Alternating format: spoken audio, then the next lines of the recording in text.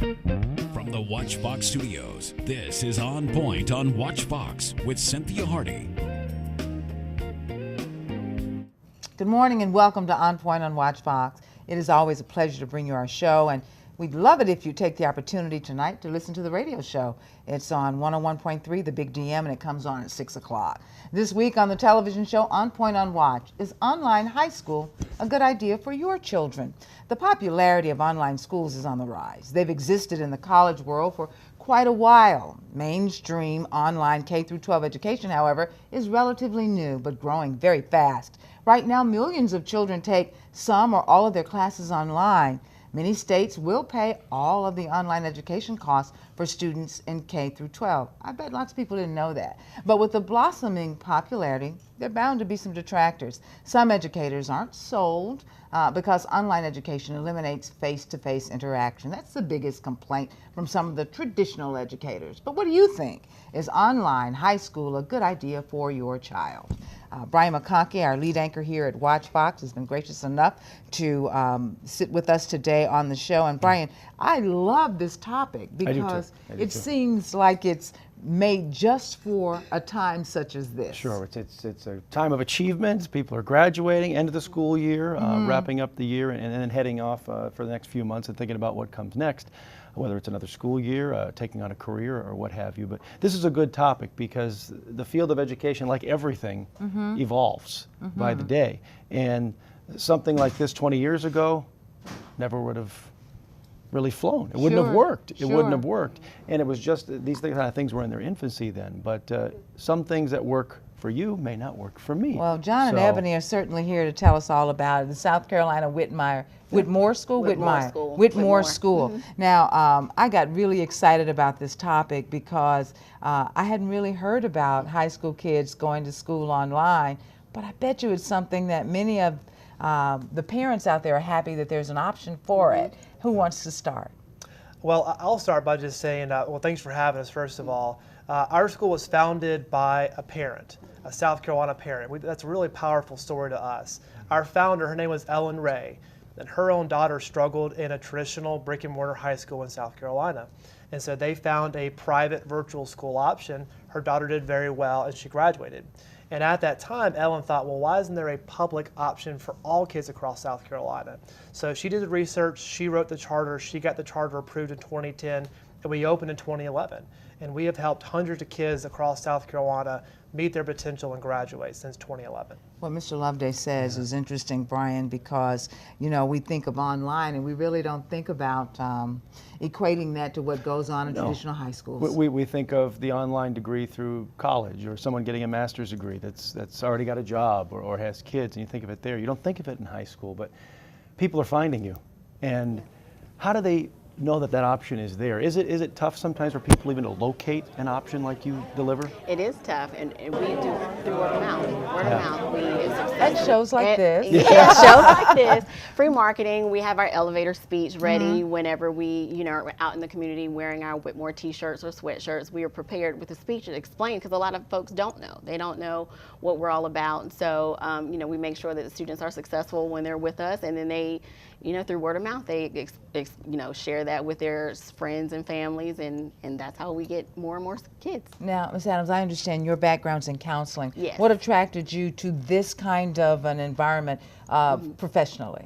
Well, I found that it was different, very interesting. Of course, when you go through schooling, this virtual is not an option that they teach you, so it's very challenging, and I was up for the challenge, and I hear that a lot of students look for virtual schooling to kind of avoid some of the distractions in school, and that distractions could be anything. And so students are focused on school and want to excel academically, and so it's easier for them to have that one-on-one attention with me as a school counselor at that time to kind of focus on academics and how to excel and how to be successful and going to college and beyond, or whatever their options are. Brian, lots of kids have trouble in traditional settings. Yeah. I understand that, for some children, bullying is a huge issue, and it preoccupies them to the point that many of them have difficulty performing. Well, it gets in the way of their own learning, but also maybe the other people that are involved in it too, and the rest of the class. If it's something that's going on in a group setting, this would eliminate that possibility here, of course, and allows a young person to focus and hopefully flourish. Yeah. Definitely. And one thing that we always say is education in the past, public education was a one-size-fit-all. So it was quite simple. If you lived here, you're zoned for this school, and that's where you go, and you have to make it work. And I was a traditional high school teacher in the past, and it was always a struggle for me to have a chapter test ready for Friday. Half the kids were ready by Tuesday. The other half were not ready probably till the following Friday. And so schools like us, it is a personalized learning experience where you can accelerate if you want to. If you need more time to catch up, you take more time to catch up. We have students that finish high school a full year early in our school. And what you if really they want to couldn't do take that. 5 years instead of 4? And they can. They can take more time, and that happens all the time. We're also one of the few schools in the state that actually have more than the 180 school days. We are fully funded, and we are fully operational in June and July. So most schools are wrapping up right now. We're just getting started, Yeah. and the kids can continue to work through June and July if they need to catch up or if they want to accelerate and get ahead. That's pretty attractive to people. I was just going to ask that question. I think you kind of answered it there. This is something you can take to kind of supplement. Let's say you are in the traditional school setting, but this is something that can be taken even to supplement your learning as well. Well, Or we're a not? full-time school, so Okay. you have to be Okay. either enrolled with us or enroll in your Okay. local brick and mortar. But that is an appeal that you know Yeah. you can accelerate. A lot of times in a traditional school setting, you really can't. It has to take 4 years, and you have to take a class from August to May. That's not the case anymore. And one of the big education terms now is personalized learning. That's what we offer. Wow. Ms. Adams, what about the cost for a parent? It's free. It's free tuition, free public school. Zero cost. There you Zero go. cost. Well, and because when people hear all these features and the fact that they have so many choices, it will be difficult for them to think about it being free. But you're a South Carolina public school, and it's paid for by the state, and all of it is paid for by the state. So a parent you just don't have to worry about the cost or any of those kinds of things. Not at all. Yeah, we're going to go to break. When we come back, I know you guys get a little pushback from traditional educators. I want to hear you guys answer some of those hard questions. Is that good? Great. Sure. I think they're up to it, Brian. I think they are too. When we come back, we'll continue our conversation. We are asking online high school, is that an option for your child? Stay with us. From the WACH Fox studios, this is On Point on WACH Fox with Cynthia Hardy. Welcome back to On Point on WACH Fox. Our topic today, online high school. We think it's certainly, Brian, is the beginning of a new trend. It is, We're yeah. seeing more and more. John Loveday is the principal at South Carolina Whitmer High School, and Ebony Adams is the assistant principal over there. Big deal, you guys. More and more, it looks like this is something that's becoming popular around the country. It used to be, though, when people went to school online, you thought something was wrong. Yeah. But what you're saying is, no, everything's right. In fact, this is a really good option for a lot of people. Absolutely. And it's something that I've seen as an educator. I was a traditional brick and mortar high school social studies teacher. So I've seen sort of both ends of the spectrum, and it has changed a lot. And I transitioned from teaching a traditional school to teaching online. I loved it so much I couldn't get away from it. But you're right, it is changing, and there are so many options when it comes to whether it's post-secondary education or online training. It is shifting more towards online. So I think we're preparing kids for the next phase of their life. Brian, what do you think? Do you think it has anything to do with how focused many of our young people are on electronics? Do you think that complements, I don't know, it just seems like an environment that a number of children are very comfortable in. They could thrive, and many could. Some are more comfortable in that virtual world than maybe they are in the face-to-face setting, and that is why this is such a viable option for them and why you continue to grow year by year. You know all about all the criticisms you face, and you probably hear them every single day from a variety of different sectors. We've seen it ourselves covering issues like this over the years. One of the things you've explained to us in the break, and I think maybe people at home need to learn about, is the way this is funded. They say, well, if you pull your child out of the school and you send them to your virtual school, well, that means my child's school then lost money. Not the case. No, Yeah. it's really quite simple. So if you are in your local brick and mortar high school, let's use Irmo High School for an example, for those in the Midlands. If you leave Irmo High School and enroll in a charter school, that funding simply follows you from Irmo High School to that charter school. So the funding only leaves Irmo High School if the child leaves. It's really quite that simple. So no, that there is no money being taken away from traditional schools. Another important thing to point out is virtual education. We're not looking to replace anything. We're here to supplement. We want to help fill in the gaps. Kids that are not a good fit for a traditional brick and mortar school. Are you seeing more and more kids are not successful? I'm sorry, I didn't mean to No, interrupt, you're but are fine, you you're seeing fine. more and more that kids are not? You know, I don't know if there's more. I think that in the past, 10, 20, 30 years ago, or even further back, kids just fell through the cracks. They either didn't finish high school or barely finished and had no options after high school. So now kids are empowered, parents are empowered, they have options, and they can meet their potential. And if an online school is a great fit, wonderful.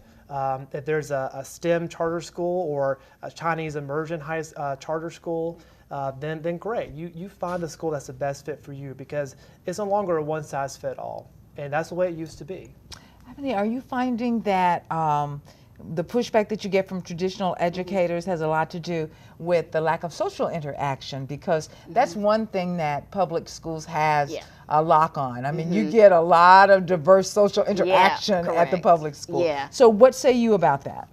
Well, we do. We get a lot of pushback about that, and parents are worried about that because they're not familiar with the virtual world. So they don't, they think, well, how is my child going to be able to interact with their peers?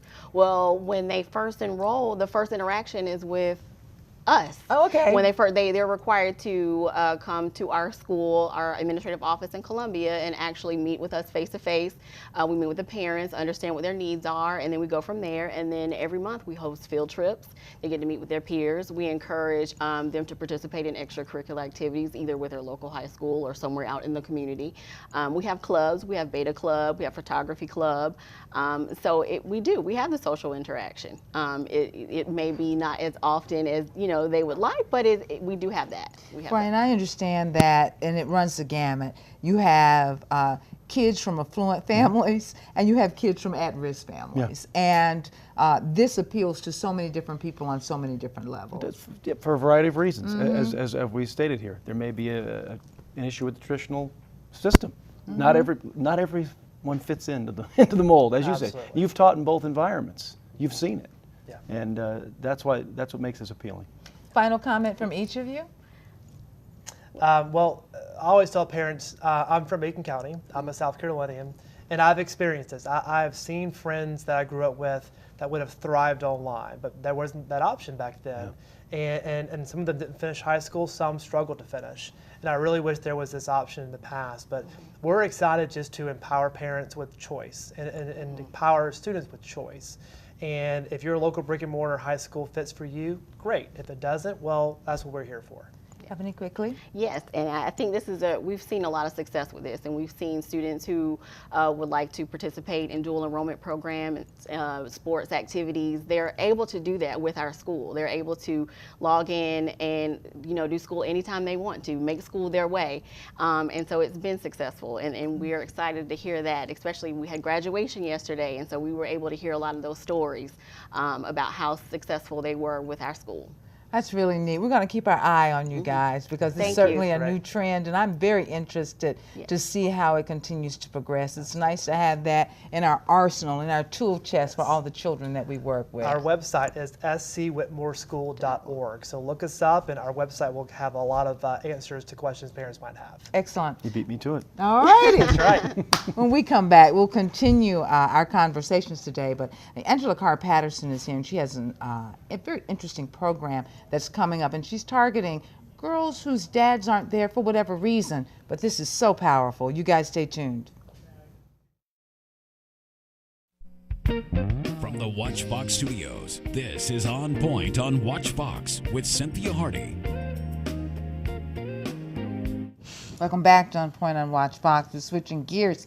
That last segment that we had, the last two on the online high school, was awesome. I really got into that. It's really nice at to least hear take an about opportunity to check out that website, maybe see if that's an option for them. Absolutely. Something else I want them to check out is the Beautiful Awakened Daughters Summit that's coming up that Angela Carr-Patterson is doing, and the screening for her fatherless daughter daughter's documentary, all of which have national acclaim. Angela, congratulations on what you've been able to do, not just in South Carolina, but around the country with this issue. You have decided to focus on the needs of young women who have absent or unattached fathers. Absolutely. Why? Well, I was a fatherless daughter. You know, my mom and father were married and separated while she was pregnant with me. She moved back to South Carolina from North Carolina, and that relationship never reconciled. And so my father was absent in my life, practically all my life, until I became an adult and I went in search of him. And so I understand that that one missing element can create many negative consequences in a girl's life, especially once she reaches adolescence and adulthood. Mm-hmm. Brian, I understand that there is a conference that's coming up that Angela wants us to come to on the 10th, and then on the 11th, there's an upcoming event where she's showing a documentary, and lots of people can come. Yeah, and you want everyone to come. You don't. You don't want to have only just people that have your experience. Right. In this. You want it's kind of a community approach to this. Absolutely. And what I want people to know, especially the fathers, is that this is not a negative thing for the fathers. This is an opportunity for you to learn more of what your daughter needs, because no one really told the fathers that girls need something different from them than what your son needs. And but nevertheless, your father is very important to you because we get our identity from them. And so this is an opportunity for us to have a collective conversation about something that's created many social ills in our community. But if we can connect and have this conversation and start this dialogue, then we can heal and transform many father-daughter relationships. And that's our goal, is to elevate this awareness and offer some skills and some information. What do we get from our dads? We get our identity from our fathers. Our fathers create in us a sense of safety, significance, security, and we get our self-worth from our fathers. We really crave that that praise from our father, that approval, that validation from him. And when that doesn't happen, you're gonna look for it. And you may look for it in, for me, it was in work. It was in my drug of choice was success, driven by success. Not because I wanted to be successful, I was driven because my self-worth came from what I did instead of who I was, and that's never good. And so when I learned that I had to do something different and make a new choice, and begin to forgive my father, understand my dad has his own story. And so we hear our mom's story, we hear our dad's story, but then there's the story. Mm-hmm. And so I realized that once I took that journey to love, acceptance, and forgiveness, that life for me would never be the same. I understand that you're not charging people to come to these events. No. Now, but you want us to register. We want you to register, yeah. If you go to fatherlessdaughters.net and just click on events, you can select which events you want to attend, but we do need you to register so we can get the count. Brian, sometimes it's tough to talk about things like that, Sure. but we got to do it. And I think it's a good idea, not only for, like you said, you want everyone to be involved, because this you could have folks that do have a positive relationship with their father to come in, but as you noted, a man doesn't have the same experience as a young girl as she grows up, and I'm sure he does his best. He does his best. Even when he is a part of their life. But they could all learn something from this discussion. Most dads do their best. Yeah. They really do. And so that's why we want to come together with the beautiful Awakened Daughters Summit on Saturday the 10th. We're going to do that with them and their mothers from 9 to 1. And then on Sunday the 11th, we have a screening of our documentary, The Making of a Fatherless Daughter. And this is really for the community to come out. And really, it's the story of 8 women who grew up without their father. Now, this is going to be at the Richland Public Library at the Village of Sandhill, that beautiful new facility. It's just absolutely spectacular. Yeah. You can have 200 of us there, and at the other event on Saturday, I can do 75. you can do 75, but we got to register. Got to register. Angela Carr-Patterson, thank you for all that you do. These kinds of events, your presence online with radio and television, and just all that you do to kind of let our girls know they're all right. That's right. We just got to work on some things, but they're all right. They're all right. They're better than all right. All right. Thank you, Angela. Thank you. When we come back, Javis Financial Services has made quite a name for themselves in the community when it comes to bookkeeping and all things money.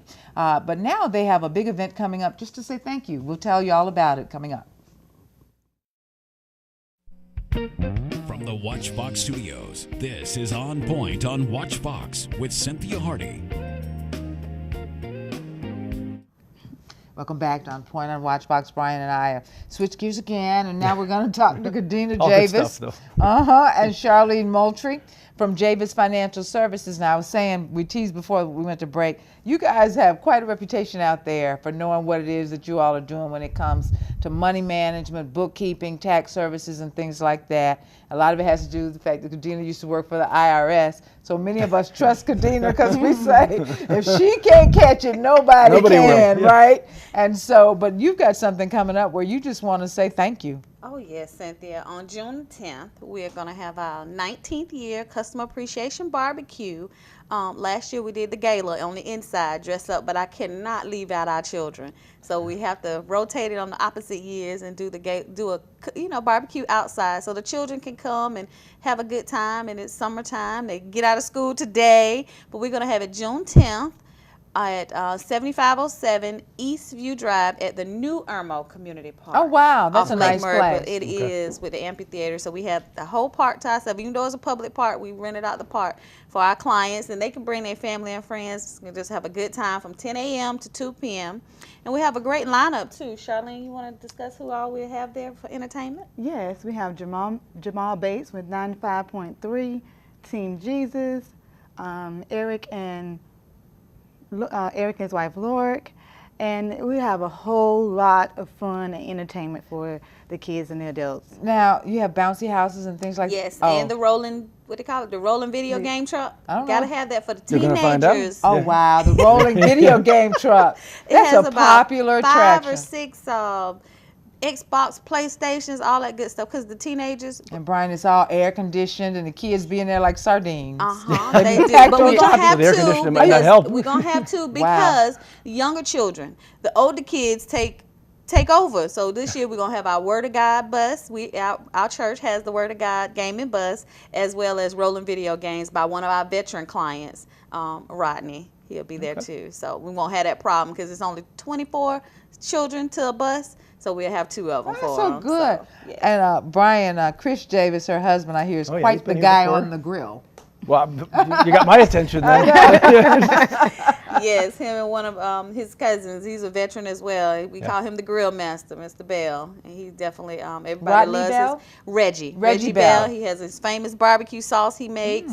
He will tell you that his food goes straight on the grill. He does not pour broil. I'm like, what's the difference, Reggie? He's like, there's Oh, a there's difference. big I'm a real difference. grill master. I'm like, okay, whatever. Not one of those fake grill masters. The Yeah, real one. that's what he said. He's a real grill master. So for your clients, that's good, but you want people to come out even if they're future clients, right? That is true. We take at the office, we take walk-ins. So if anybody knows someone that's attending the event, they are more than welcome. Again, it's June 10th, 10 a.m. to 2 p.m., 9507 Eastview Drive, and that's the new Irmo Community Park, and it's off Lake Murray Boulevard.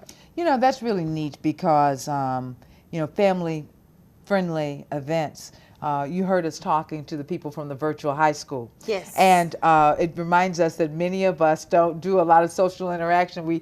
A lot of us stay on these things a whole lot. So being able to bring the whole family out together. and to have some outdoor activity, Brian, it didn't used to be a novel event, but it kind of is for some families. Now it probably is. Yeah, this kind of thing was commonplace. a couple of years back, but but now now you gotta getting everybody in plan the it. same place. And, Yeah, food, now you're fun, and planning. fellowship, and definitely, when we doing tax season or handling business, you can't let your hair down, and really communicate with your clients on a personal level. So just so that we're all together, no business. We're not talking taxes that day. I don't know if Charlene likes to talk taxes.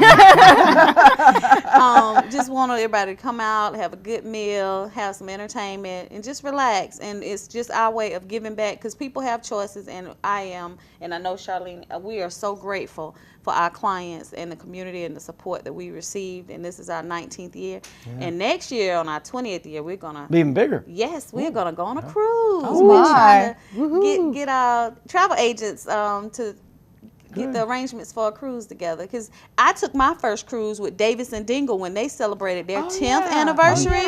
So I hope that it will be some first timers for some of our clients. Any closing comments from you, Charlene? No, just wanted to say that if you are interested, it's open to the community. Good. And if you're interested, just give us a call at Javis Tax Service at 803-419-1001 or 841-7112. Well, thank you, Charlene Moultrie, and thank you you to Kadena Javis. And again, thank you for all that you do throughout our community. You know, it's really important that we have people with corporate social responsibility giving back. So we thank you guys for that. And taxes can be fun, see? Taxes can be fun. We can have a little fun, I'm too. going to try to sell that. Taxes can be fun. Brian, thank you for always being here with us and for helping us to put on quality shows. I want to thank the team here at WACH Fox, too, for always helping us out. When you're informed, you're empowered. Once empowered, you're on point. We'll see you next week.